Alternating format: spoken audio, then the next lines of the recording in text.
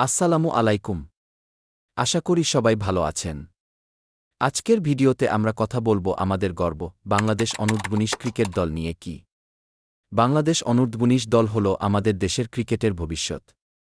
এই দল থেকেই উঠে আসে জাতীয় দলের তারকারা।